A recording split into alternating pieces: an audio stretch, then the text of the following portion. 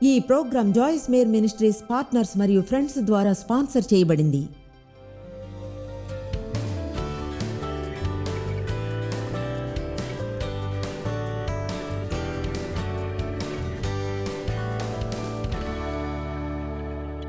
ఈ వారాంతంలో మీకు బోధించాలనుకునే దాదాపు 10 వేర్వేరు దేవుని పేర్లు నా దగ్గర ఉన్నాయి. నా ఉద్దేశం ఏమిటంటే, పేరు అనేది ఒక వ్యక్తిని గురించి ఏదో చెప్తుంది. మనం తెలుసుకుంటాం, బైబిల్లో ముందుగా ఆయన్ని రిఫర్ చేసే పేర్లు అక్షరాల వందల సంఖ్యలో ఉన్నట్లుగా, అయితే వాటిలో చాలా వరకు క్యాపిటలైజ్ చేయబడున్నాయి. అవే ఆయనకి పేరు అన్నట్లుగా. అంటే ఈరోజు మనం మాట్లాడుకోబోయే పేర్లలో ఒకటి Jehovah Elyon, the lord most high. అదంతా క్యాపిటల్స్లోనే ఉంది. దాన్ని చూసినప్పుడు అదేదో ఒక స్టేట్మెంట్ కాదు, కానీ అదేం చెప్తుందంటే దేవుడు అన్నిటికంటే పైన ఉంటాడని. కనుక మనం ఈ పేర్లను అధ్యయనం చేసి వాటిని చూసినప్పుడు మనం దేవుణ్ణి మరింత లోతైన సన్నిహితమైన విధానంలో తెలుసుకుంటాం. నేను చెప్పాలనుకున్న పాయింట్, దేవుణ్ణి తెలుసుకున్న ఎవరైనా సరే ఆయనతో సంబంధం ఉండకూడదు అని అనుకోరు. ఆ తర్వాత ఒక కేటగిరీ ప్రజలు ఉంటారు, వాళ్ళు ఒకలా సగం సంబంధాన్ని పెట్టుకోవాలనుకుంటారు దేవునితో. వాళ్ళు దేవుణ్ణి నమ్ముతారు. వాళ్ళు ఇలా కూడా అనవచ్చు, అవును యేసు నా కొరకు మరణించాడు అని తెలుసు అంటారు వేరే ఎవరైనా కూడా. ఎందుకంటే క్రీస్తులో నమ్మకం ఉంచితే పరమునకు వెళతారని. అయితే నిజంగా వారికి దేవుడు తెలియదు కనుక వాళ్ళు వేరే ఎన్నో ఇతర విషయాలను ప్రిఫర్ చేస్తారు దేవునితో సమయం గడపడం కంటే. ఎందుకంటే వాళ్ళకి నిజంగా తెలియదు ఆయన ఎంత అద్భుతమైన వాడో, ఆశ్చర్యకరుడో. ఎన్నో ఏళ్ళు క్రిస్టియన్గా జీవించాను, అయితే దేవుని మాత్రం నా జీవితంలో ఆదివారపు ఉదయం భాగంలో రానిచ్చాను, మిగతా జీవితంలోని కాదు. చెప్తున్నాను, దేవునితో ఉండడం ఎంతో వినోదంగా ఉంటుందో తెలియదు. ఒక్కసారి మీరు దేవునితో ఎలా జీవించాలో తెలుసుకోవడం ఆరంభించేంత వరకు ప్రజలు క్రీస్తుని స్వీకరించడమే కాదు నేను కోరుకునేది, ముందే ఆయన ఎవరో తెలిసిన వారు మరింతగా తెలుసుకోవాలి. దేవునితో సంబంధాన్ని నిజంగా ఆనందించగలిగేలా దేవుణ్ణి అంటిపెట్టుకుని ఉండడంలో అందరూ సౌకర్యంగా ఉండాలి.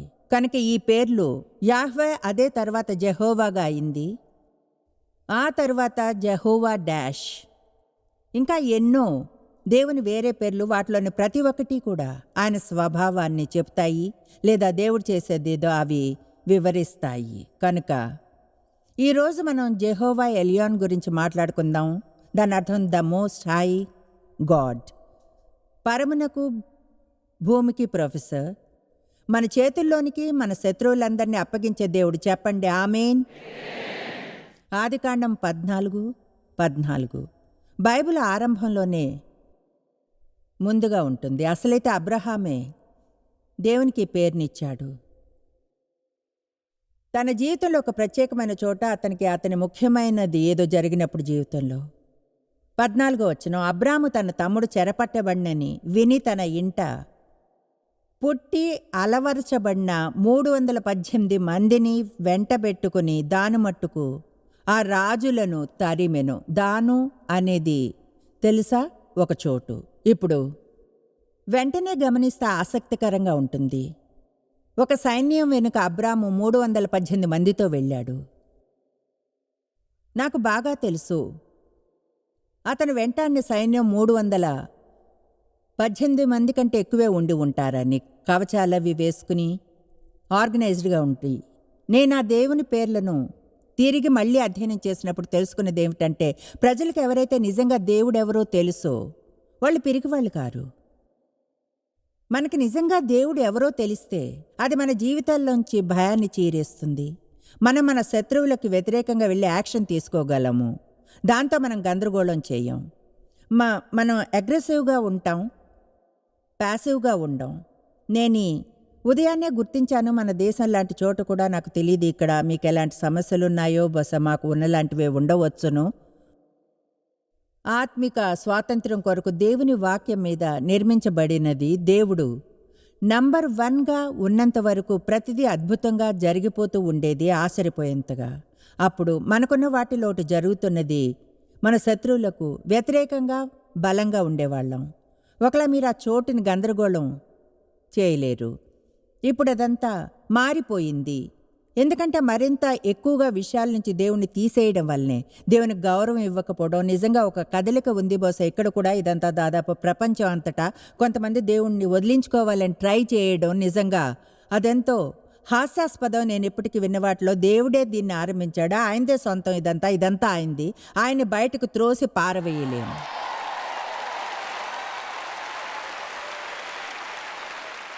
ఇప్పుడు ఏమనిపిస్తుందంటే, ఎంతగా దేవుని విషయాల నుంచి తీసివేస్తున్నామో అంత అధైర్యంగా అవుతున్నాం, అంతగా పిరికిగా, ఎంతగా వస్తువులతో ఉంటామో అంత చిన్నగా మన సేనను చిన్నగా చేస్తున్నాం. కనుక ఒక కనెక్షన్ ఉందనుకుంటాను, దేశాలకే కాదు కానీ ఒక వ్యక్తిగా మన అందరికీ కూడా. దేవుడు మనకు పిరికి ఆత్మని ఇవ్వలేదు, కానీ శక్తి, ప్రేమ కల మనస్సుని ఇచ్చాడు. ఆమేన్. పిరికి వాళ్ళగా ఉండడానికి దేవుని చేత మనం సృష్టించబడలేదు. ప్రతిదానికి భయపడుతూ, నేను ముందు చెప్పిన ప్రకారంగా ఎంతమందికి నిజంగా ప్రజల్ని ప్రీతిపరచుతూ సమస్య ఉందన్న దాని గురించి, అది భయం మీద ఆధారపడింది. ప్రజలు మనతో అప్సెట్ అవ్వకూడదు అనుకుంటాం, అసంతోషంగా ఉండకూడదని, అందరూ మనం అంటే ఇష్టపడాలని. కొన్నిసార్లు మనం ధైర్యంగా ఉండి ఇలా అనాలి, మీ సహాయం కంటే దేవుని సహాయమే కావాలి. దేవుడు నన్ను ఏం చేయమంటాడో అదే చేస్తాను, ఆయన ఏం చేయమంటున్నాడని నమ్ముతున్నాను. ఎందుకంటే పరమలో మంచి గౌరవాన్ని పొందాలి, ఇక్కడ చెడుది పొందినా ఒకవేళ నేను పొందాలి అనుకుంటే.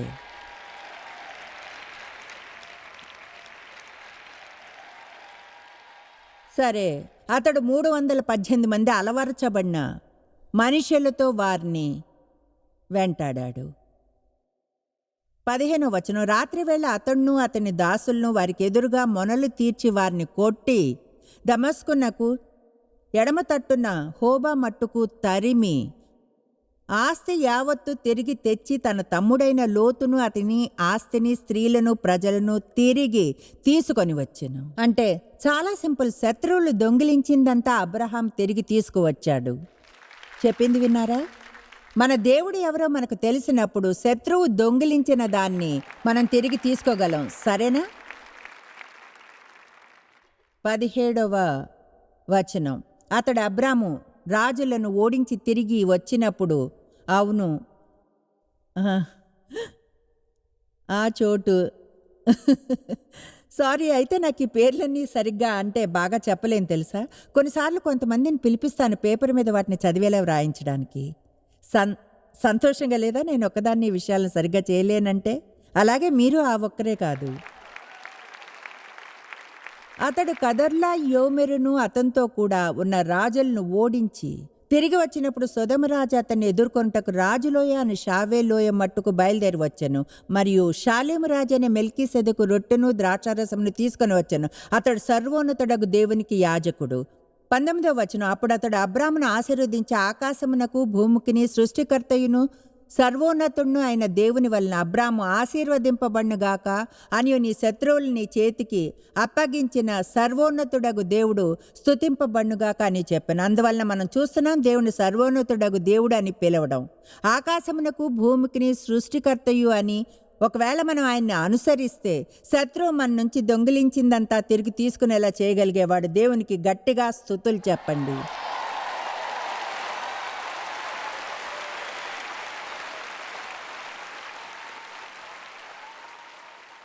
కొన్నిసార్లు అనిపిస్తుందా మీ జీవితంలో అధిగమించినట్లుగా, అంటే ప్రతిదీ ఎక్కువైనట్లుగా?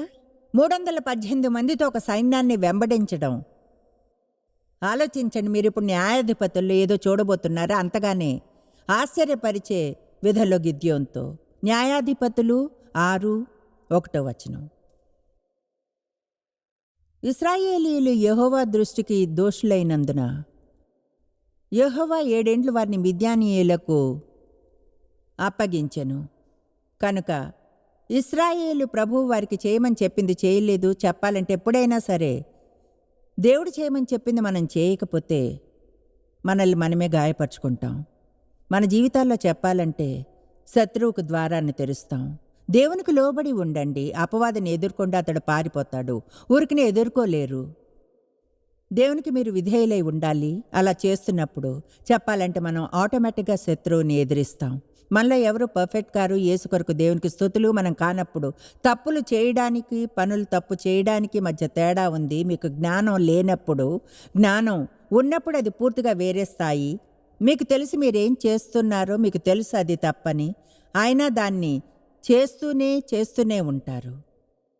అలా చేసి తప్పించుకోగలమని అనుకుంటూ అప్పుడు తన యొక్క గొప్ప ప్రేమ దయలతో దేవుడు మనతో డీల్ చేయాల్సి వస్తుంది. ఎందుకంటే చేయకపోతే నిజంగా మనల్ని ప్రేమించడం లేదని. ఏ పేరెంట్ అయినా సరే తమ బిడ్డని రోడ్డు మీదకు వెళ్ళనిచ్చి వాళ్ళగా చనిపోతున్నా సరిదిద్దకపోతే ఖచ్చితంగా వాళ్ళని ప్రేమించినట్లే. కనుక దేవుడు ఆయన్ని ప్రేమించే వారిని దండిస్తాడు. ఆయన ఎవరిలో ఆనందిస్తాడో వారిని దండిస్తాడు. ప్రకటన చెప్తుంది, ఎవరినైతే ఆయన మిక్కిలి దయతో ప్రేమిస్తాడో వారికి వాళ్ళ తప్పులను చెబుతాడు అని. ఒకసారి అన్న, దేవా బహుశా నువ్వు నన్ను కొంచెం అధికంగా ప్రేమిస్తున్నావు అనుకుంటే, ఎందుకంటే రోజుకు దాదాపు 20 సార్లు ఏదో లోపం ఉన్నట్లు ఫీల్ అవుతున్నాను. సరే, వాళ్ళుగా సమస్యల్లో పడ్డారు. చాలా ఏళ్ళు వాళ్ళు బంధకంలో జీవించారు. అయితే దేవుడు ఎల్లప్పుడూ ఎవరినైనా ఏర్పరుస్తాడు తన ప్రజలకు విడుదల తేవడానికి, వారి ద్వారా కార్యం చేయించేలా. నిజమే, యేసు ద్వారా మనకు ఆయన విమోచన కలిగించాడు. అయితే మనకు హెల్ప్ చేయడానికి మనుషుల్ని పంపుతాడు. మన బుద్ధిహీనత నుంచి బయటకు వచ్చేలా, మనకు షాక్ తగిలేలా చేయడానికి, ఆ వెడల్పాటి మార్గం నుంచి తప్పించి తిరిగి ఇరుకు మార్గంలోకి తేవడానికి. నా జీవితంలో దేవుడు అలాంటి వారిని యూజ్ చేశాడు. ఆశిస్తాను అలాగే ఈరోజు కొందరు జీవితాల్లో నన్ను అలా యూజ్ చేస్తాడు అని. సరే, దేవుడు గిద్యోను అనే ఒక మనిషిని చూసి అతనితో 12వ వచనంలో ఇలా చెప్పాడు. యెహోవా దూత అతనికి కనబడి, అతనంటే గిద్యోనికి, పరాక్రమం గల బలాఢ్యుడా, యెహోవా నీకు తోడై ఉన్నాడని అతనితో చెప్పెను. ఇప్పుడు ఆసక్తికరంగా ఉంటుంది. దేవుడు గిద్యోను తన్ని తాను చూసుకునే దానికంటే సహజంగా అలానే ఉంటుంది. దేవుడు గిద్యోన్ని వేరుగా చూశాడు. మనలో ఎవరైనా సరే దేవుడు మనల్ని చూసినట్లుగా చూడగలిగితే నిజంగా మనం ఏం చేయగలమో చూడండి. చాలామందికి మీరేం చేయగలరో మీకే తెలియదు. బహుశా మీకు అర్థం కాదు. నేను ఇప్పుడు చేసేది నేను చేయడం అంటే ఎంత హాస్యాస్పదంగా ఉంటుంది. ఎందుకంటే పూర్తిగా నిజంగా నిజాయితీగా నాకు ఈ పని చేసే సామర్థ్యం లేదు, చదువు నాకు లేదు, దీన్ని చేయడానికి కావాల్సిన తెలివి లేదు. అయినా మిమ్మల్ని మీరు దేవునితో కప్పుకుంటే,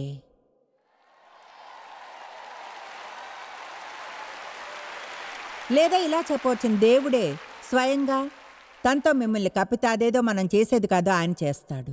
కనుక మనం చూసేదానికంటే ఎంతో ఎక్కువ సామర్థ్యాన్ని దేవుడు చూస్తాడు. మీ గురించి మీరు అనుకునే దానికంటే మీరు ఎంతో అద్భుతమైన వారు. సాతాను మీరు ఊరికే కూర్చుని మీరు ఏం కాదో దాని గురించి ఆలోచించాలంటాడు. ఏం చేయలేరో, ఏం కాలేరో, మీకేం లేదో బయట ఉన్న మిగతా అందరితోనూ పోల్చుకునేలా దేవుడు ఆయన మనల్ని చూసే విధంగా మనం చూసుకోవాలంటాడు. మన గురించి ఆయన వాక్యం చెప్పేది నమ్మడం. యెహోవా నీకు తోడై ఉన్నాడు, పరాక్రమం గల బలాఢ్యుడా, గిద్యోను చిత్తము నా ఏలినవాడా. యెహోవా మాకు తోడై ఉండిన ఎడల ఇదంతే మాకేలా సంభవించును. యెహోవా ఐగుప్తులో నుండి మమ్మను రప్పించినని చెప్పుచు మా పితరులు మాకు వివరించిన ఆయన అద్భుత కార్యములన్నీ ఏమాయను. యెహోవా మమ్మను విడిచిపెట్టి మిద్యానీయుల చేతికి మమ్మను అప్పగించినని చెప్పెను. విచారకరమైన స్పందన. ఒకలా నాకు ఇలా చేయాలనిపిస్తుంది. ఎందుకంటే బహుశా ఆ పాయింట్లో అతడు కొంచెం వింపిగా ఉన్నాడు. బహుశా ఆ మాటలు ఇలా అనిపించుంటాయి. ఓసే, నేను బలాఢ్యుని కాను, మీరు అనుకునే మనిషిని కాను. నేనెవరు? నన్ను ఏం చేయమంటున్నారు? ఓ లేదు సార్, ఆ పని నాకు చాలా కష్టమైంది. తప్పు వ్యక్తిని ఎంచుకున్నారు. Come on.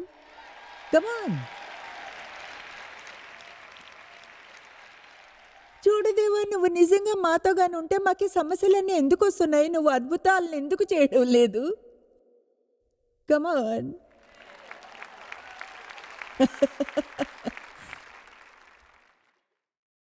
ముఖ్యంగా ఎందుకంటే మనం ఏమీ చేయకుండా దేవుడు వచ్చి మనల్ని ప్రతిదాని నుంచి విడుదల చేయాలని అనుకోడు. కనుక మనం కొన్నిటికి వ్యతిరేకంగా నిల్చుని ఇలా అనాలి అంటాడు. దేవుడు నా పక్షాన ఉంటే నాకు వ్యతిరేకంగా ఎవరు రాగలరు?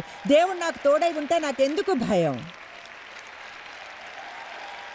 మనం ఏదో ఒక చోట ఊరికే కూర్చుని ఇలా అనలేం, దేవా మాకు అద్భుతం కావాలి, మాకు అద్భుతం చెయ్యి. నేను బోధించే ఒక సందేశం ఉంది, పేరు రాయిని తీసివేయండి. నాకు అదంటే ఇష్టం. ఎందుకంటే 4-5 ఏళ్ల క్రితం నేను గమనించాను, చాలా కాలం ముందే మరణించిన లాజర్ను ఉంచిన చోటుకి యేసు వెళ్ళినప్పుడు అతడు కంపు కొడుతున్నాడు. ఆయన అతన్ని తిరిగి లేపుతాడని ఆయనకు తెలుసు కనుక ఆయన దాని దగ్గరికి వెళ్ళాడు. అయితే ప్రజలతో ఇలా అన్నాడు, రాయిని తీసివేయండి.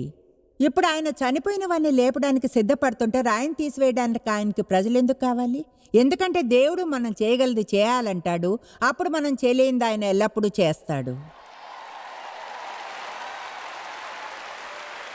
కొంతమంది మీ జీవితంలోని రాళ్లను తీసివేయాలి. మీరు అలా చేసినప్పుడు మీరు చేయలేని వంతును క్రీస్తు యొక్క పునరుద్ధానపు శక్తి చేయడాన్ని చూస్తారు. మీరు అనవచ్చు, కానీ ఆ రాళ్ళు ఏమై ఉండవచ్చును అని. చూడండి, మీ కోపంగా ఉన్న వాళ్ళందరినీ క్షమించడానికి ప్రయత్నించవచ్చు.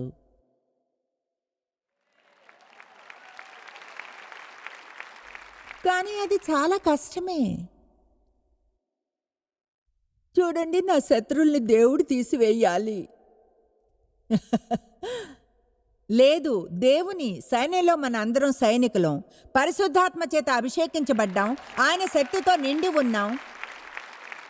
మనం లేచి నిలిచిన అలా ప్రవర్తించాల్సిన సమయం ఇది. అంతేకాని చర్చిలో వేదిక మీద చైర్ లీడర్ మనందరినీ ఉత్సాహపరుస్తున్నప్పుడు కాదు. దీన్ని మీరు మీ ఇంట్లో చేయాలి. ఉదయాన్నే లేచినప్పుడు అపవాది ఇలా అంటుంటే, నీలో ఏ మంచి లేదు, నీ రోజు బాగోదు. మీరప్పుడు అనాలి, నువ్వు అబద్ధికుడువు, నేను దేవుని బిడ్డను, ఆయన నాలో నివసిస్తున్నాడు, ఈ రోజు శ్రేష్టమైందిగా ఉంటుంది.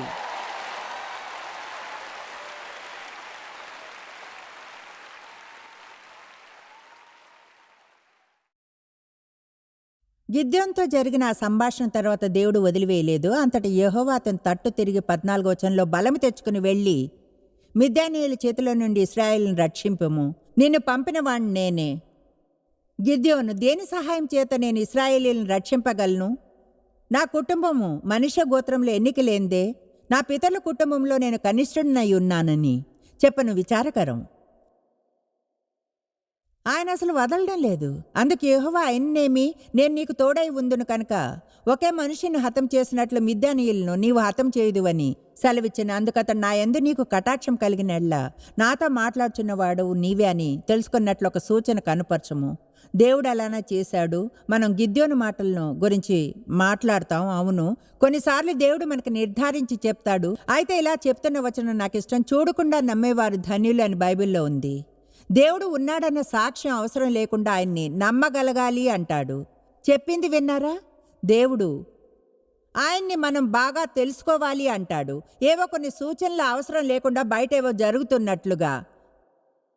5 ఏళ్లుగా మీరు దేవుడి నుంచి ఏమీ వినుకున్నా చివరిగా మీరు ఏం విన్నారో దాన్ని చేస్తూ ఉండండి. దేవుడు ఏదైనా చెప్పాలి అనుకున్నప్పుడు చింతక్కర్లేదు. తన్ని తానెలా తెలియచేసుకోవాలో ఆయనకు తెలుసు. ఆమేన్. అది కష్టమని నాకు తెలుసా? ఎందుకంటే దేవుడు కనిపించడు, ఆయన్ని మనం చూడలేం. ఆయన మనకి ఏమైనా చేయాలంటాం. అయితే అదేలాంటే నిన్న చెప్పానుగా, బహుశా కొన్నిసార్లు మనం ఈ గొప్ప పెద్ద విషయాల కోసం చూస్తుంటాం. అవి జరగడం మనం చూడం. అసలైతే మన జీవితంలోని చిన్న వాటిని మనం చూడాలి. ఏవైతే మన విశ్వాసాన్ని దేవుడు సరైన సమయంలో పెద్ద విషయాలను చేయడని ఎవరు మనల్ని ఒప్పించలేకపోయే డిగ్రీకి పెంచుతాయో వాటిని. మీలోని ప్రతి ఒక్కరూ, మీకో విషయం చెప్తాను, నేను నమ్ముతాను దేవుడు మన అందరి జీవితాల్లో ప్రతిరోజు కనిపిస్తాడని. ఒకవేళ ఆయన్ని గుర్తించి చూడడం నేర్చుకుంటే. ఆమేన్. కనుక మనకు ఏమి లేదో దాన్ని చూడడం మానివేసి మనకు ఎవరున్నారో చూడాలి.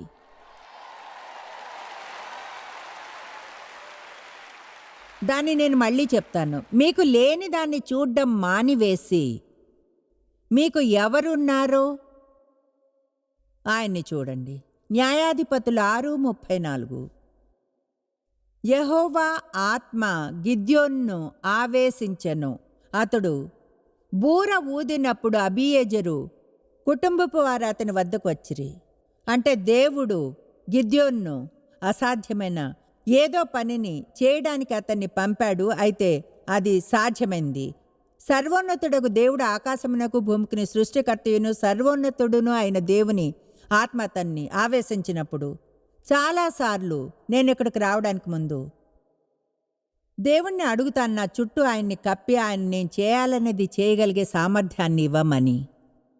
మనం కానీ దేవుణ్ణి మరింతగా నమ్మడం నేర్చుకుంటే ఆశ్చర్యంగా ఉంటుంది. మీరు చేయగలరని మీకు తెలియంది కూడా చేయడం చూస్తే. ఎందుకంటే దేవుడు మీతో ఉన్నాడు కనుక. నేను గిద్యోను గురించి అనుకున్నాను. అదెంత ఉత్సాహంగా ఉంది. ఓ, దేవుని ఆత్మ గిద్యోన్ని ఆవేశించింది అనుకున్నాను. వావ్, అయితే ఇంకో ఆలోచన వచ్చింది. ఆయన మనలో నివసిస్తున్నాడు. ఆయన పైన కంటే లోపల ఉండడమే మంచిది. కమాన్, ఆయన నాలో నివసించడమే మంచిది పైనుండే కంటే. ఆయన పాత నిబంధనల ప్రవక్తల మీదకు వచ్చాడు. అయితే మన లోపల ఉన్నాడు ఆయన. ఆయన వస్తూ పోతూ ఉండడు, ఉండడానికే ఉన్నాడు.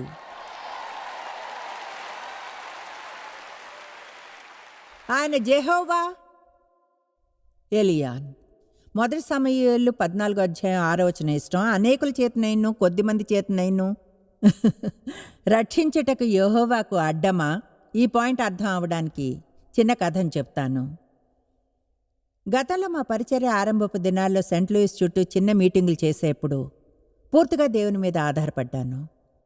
డేవ్ తన ఫుల్ టైం జాబ్ను వదిలేశారు కనుక మేము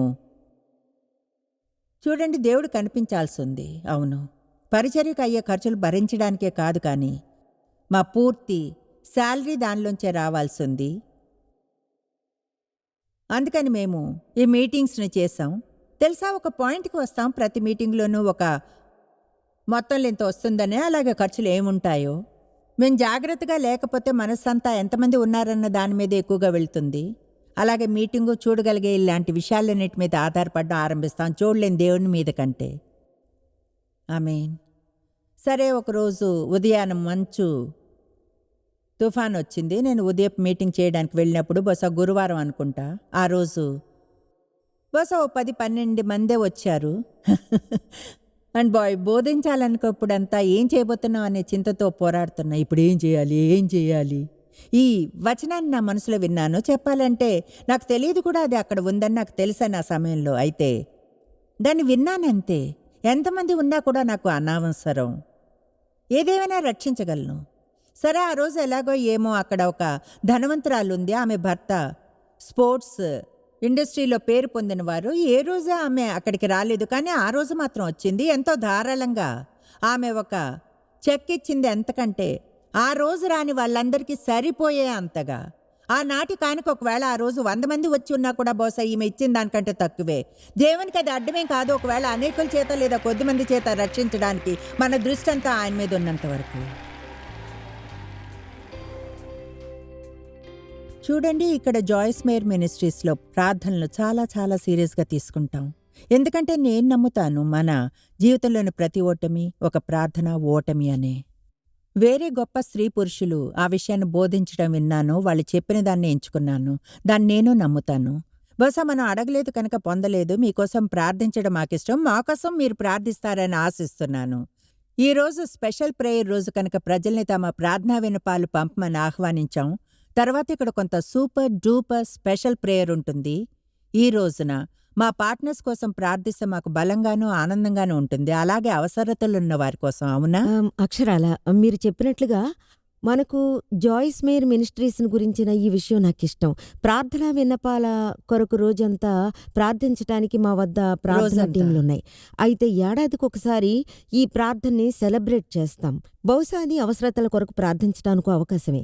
అందరూ కలిసి దేవుడికి థ్యాంక్స్ చెప్పి ఆయన మనకు చేసే వాటన్నిటినీ పండుగ చేసుకోవడానికి. అయితే మాకు వందల వేల కొలది ప్రార్థనా విన్నపాలు వస్తాయి. టేబుల్ మీద ఎన్నో ఉంటాయి. ఆన్లైన్లో కూడా తమ ప్రార్థనా విన్నపాలను పంపుతారు. అది ఒకవేళ ఈ రోజు కొరకు వాళ్ళు ఇంకా ప్రార్థనా విన్నపాన్ని పంపకుంటే ఆన్లైన్లో పంపగలరు వాళ్ళు. ఒకవేళ ఆ విధంగా చేయగలిగితే joycemeer.org మీ ప్రార్థనా విన్నపాలను అందులో పంపండి. మా డిపార్ట్మెంట్లన్నీ టైం తీసుకుని ఈ విన్నపాలన్నిటి కొరకు ప్రార్థన చేస్తాయి. ఎల్లవేళలా దేవుడు ప్రార్థన ద్వారా అద్భుతమైన కార్యాలు చేయడం చూస్తూనే మన ప్రార్థన గురించి అద్భుతమైన విషయం ఏమిటో తెలుసా? ఇది డంబాలు కొట్టుకున్నట్లు అనుకోరనుకుంటా. ఈ విషయంలో నాకెంతో గర్వంగా ఉంటుంది. కేవలం ఈ బాక్స్కే పరిమితం కాదు మా ప్రార్థన. అది నిజం. వీటిలోని ప్రతి ఒక్కదాన్ని చదివి ప్రత్యేకంగా ప్రార్థన చేస్తారు. తర్వాత ఇటువంటి ప్రార్థనా విన్నపం వచ్చినప్పుడు ఇది 30 రోజులు ప్రార్థనా గదిలో ఉంటుంది. ఆ అభిషేకంతో కప్పబడి. కనుక నేను నమ్ముతాను, ప్రార్థన అనేది మన పదోన్నతికి మన విజయాలకు ఎంతో ముఖ్యమని. అక్షరాల అందుకనే మనం చేసేది చేస్తున్నాం. అందుకనే ఎంతో మంది ప్రజల కథలు ఇలా చెబుతుంటాయి. నేను ద్వారాన్ని తెరిచేంత వరకు దేవుడు ఏం చేయగలడోనన్న ఐడియా కూడా లేదు. అడిగినప్పుడు అద్భుతమైనవి చేయడం చూశాను. అది ప్రజల అక్షరాల్లో ఉంది. వాళ్ళ ఆరోగ్యంలో, వాళ్ళ పిల్లలు క్రీస్తు దగ్గరకు రావడానికి, అది వాళ్ళ సంబంధాల్లోనూ ఉంది. అక్షరాల అది మేము ఈ రోజు ప్రార్థించే ప్రతి చోట ఉంటుంది. మిమ్మల్ని ప్రోత్సహిస్తున్నాను. నేను చెప్పినట్లుగా మీకు గాని స్పెషల్ రిక్వెస్ట్ ఉంటే మీరింక పంపకపోతే, ఈరోజు సమయానికి దాన్ని మాకు చేర్చగలిగేది దాన్ని వేరే ఏ సమయం కోసం పంపిన ఆహ్వానితులే ఆన్లైన్లో దాన్ని పంపండి.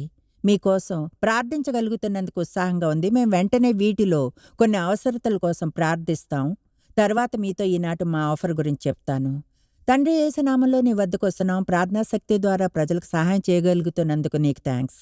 నీ నామంలో ప్రార్థించినప్పుడు నీ అంతటినీ తండ్రికంతా సమర్పిస్తున్నాం, మేమేమిటో కాదు. ఎంతో కృతజ్ఞులం దేవా. మేము అపరిపూర్ణమైన ధైర్యంగా నీ సింహాసనం వద్దకు వస్తే మా అవసరాలను కోపం లేకుండా తీరుస్తావని, లేదా మా లోపాలను గుర్తు చేసుకోకుండా. కనుక తండ్రి నీకు థ్యాంక్స్ తండ్రి. అవసరాలు ఏవైనా సరే, ఒకవేళ ఫైనాన్షియల్ అయినా, సంబంధాలైనా, శారీరకమైన, ఆత్మికమైనవి లేదా ఏవైనా సరే దేవా, నువ్వు ప్రతిదాన్ని క్షుణ్ణంగా చూస్తావని తెలుసు. వీటిని నీ వద్దకు తెస్తున్నావు. థ్యాంక్స్ తండ్రి. ఈ పరిచర్యలోని మా ఫ్రెండ్స్ని, పార్ట్నర్స్ని అందరినీ ఆశీర్వదించినందుకు నీకు థ్యాంక్ యూ దేవా. ప్రతి అవసరాన్ని తీరుస్తున్నందుకు. ప్రతి చోట మేము గాయపడతాం యేసు, నువ్వు స్వస్థపరచగలవు. అలా చేస్తున్నందుకు థ్యాంక్స్. యేసు నామంలో ఆమేన్. ఆమేన్. మీరు ఎన్నడూ తెలుసుకోలేనంతగా జాయిస్ మేర్ మినిస్ట్రీస్లో మీరు మాకెంతో ముఖ్యం. మిమ్మల్ని అభినందిస్తున్నాం. మా ప్రపంచవ్యాప్తపు మినిస్ట్రీ సాధ్యం అయ్యేలా చేసే మా ఫ్రెండ్స్ మరియు పార్ట్నర్స్ కి థ్యాంక్స్. అందరూ కలిసి ఆకలిగొన్న వారికి భోజనం పెడుతున్నాం, బీదలకు బట్టలు ఇస్తున్నాం, సువార్తను దేశాలకు చాటుతున్నాం. మమ్మల్ని కాంటాక్ట్ చేయండి లేదా joycemeer.org ఈ రోజే విజిట్ చేయండి. మీ ప్రార్థన విన్నపాలను కొరకు, అలాగే మరిన్ని సాధనాలను గురించి తెలుసుకోండి. జాయిస్ మేర్ షెడ్యూల్ ని చూసి భాగస్వామిలో భాగమవ్వండి, క్రీస్తు ప్రేమను ప్రపంచమంతటా పంచుకోవడానికి.